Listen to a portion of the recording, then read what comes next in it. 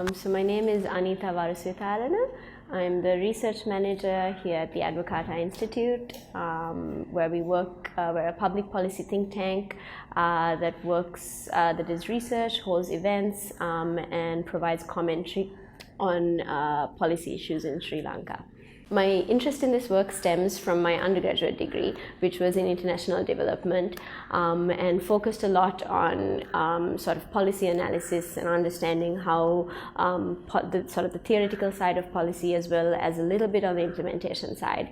And then through my work experience, I've done some internships at think tanks, and straight after my undergraduate, I interned at the Ministry of National Policies and Economic Affairs, and I was later working as an analyst at this ministry. And that kind of gave me my first real experience of how policy making works, how the work that goes behind a policy actually happens, how it takes place. And that was a real eye-opener for me, and it definitely kind of consolidated and I was sure after that policy is something that I'm interested in working in.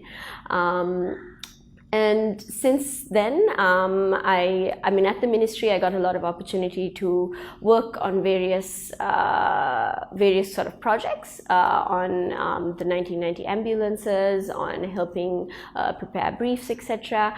And after the ministry, I joined the Advocata Institute as an analyst, and now I'm here as a research manager. And at the Advocata Institute, we're also working on policy just from a kind of a different perspective, and that's something that I enjoy a lot because we combine research with a lot of communications and advocacy work. So you kind of work on a policy idea or a policy outcome for a fairly long period of time, trying to communicate that out to people, to the general public, to policymakers, and anyone who would be interested, really. And yes, so that is kind of how I got into this and how I got into this field, and that's why I'm interested and why I've remained interested in policy. I've been fairly fortunate. I have a very supportive home environment, and in my fairly limited work experience, I have had very supportive employers, very supportive bosses. So I have to say that I have probably been very lucky in that sense. But I don't think that is the case for every woman in this country, and I'd actually like to speak a little bit about that, because in Sri Lanka, our female labor force participation rate is really low. It hovers around 34%, changes a little year on year. And that is fairly low for a country where women are well educated, and for some reason they're not entering into the workforce, so they're not staying in. There's little retention in the workforce, and that is something that I think needs to be tackled, and we need to focus our attention on that. And in the case of Sri Lanka, there is actually a few kind of low-hanging fruit. There are some easy, I use that term loosely, but there are alternatives. There are options for reform that could create substantial change, I would say. A few things would be, off the top of my head, the Shop and Office Act, which has been amended recently, but it's still, except for certain categories of work, women aren't allowed to work late. And if they are to work late, the employer has to get the consent of the employee and has to get a sort of okay from the commissioner, the labor commissioner.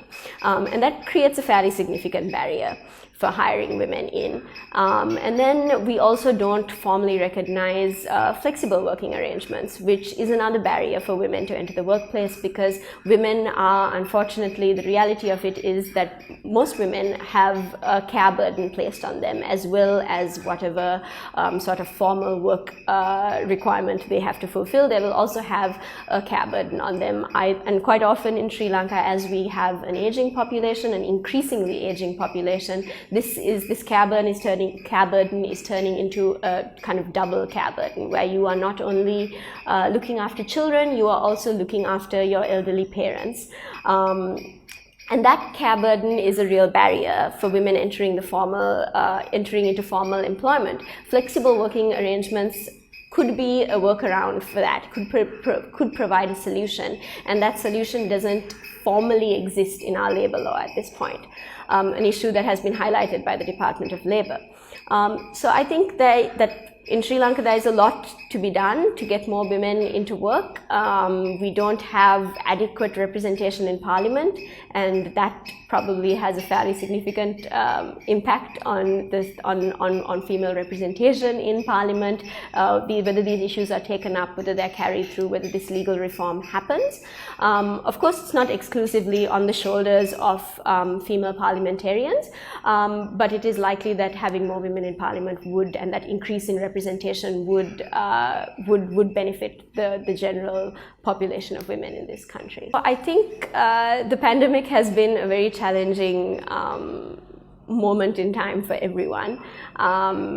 Personally, I would say the biggest challenges were moving into work from home, where we shifted, we were working from our homes, working virtually, and as someone who is fairly new to management, learning how to manage a team virtually was a bit challenging. We also had people joining our team in new, and we had never met them face to face. Interviews are conducted online, orientation was online, and there were just completely, like, we didn't meet them in person for a couple of months.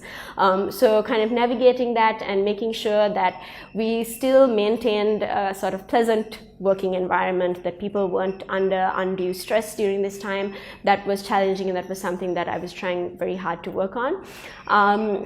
But moving away from my experience of working during the pandemic, I think that when we look at the situation that thousands of other women have been placed in during this period, we can see that it has been very difficult, I would say. The Department of Labor conducted a survey during this time and found that about 53% of businesses closed, about 44% were operating under capacity, and we can assume that a significant amount of women were impacted by that. And when you look at, while there hasn't, as far as I know, there haven't been like sector-wise analyses completed yet, it's quite difficult to do that in this time, but the UNDP has found that 67% of job losses in the leisure section, so tourism, etc., have been female. So women have been disproportionately affected on that front. They would have been disproportionately affected because their care burden has multiplied during the pandemic, because children aren't at school, children aren't at daycare, they're at home, and you need to look after them, and you can't go out. That is a massive burden to place, and that burden would have disproportionately fallen on women. We also saw one of the a sort of side effect of the pandemic was that domestic violence cases increased. Being cooped indoors exacerbated the existing problems in Sri Lankan society, and that also disproportionately affected women. So I would say that the pandemic posed incredible challenges for women and highlighted existing burdens. I would say it also opened up a few opportunities. Now that companies have seen that working from home does work, it is possible, there is a workaround, we can hope that there would be more sort of shifts towards formalizing flexible working arrangements, working from home, part-time work, all measures that would help women enter the workforce.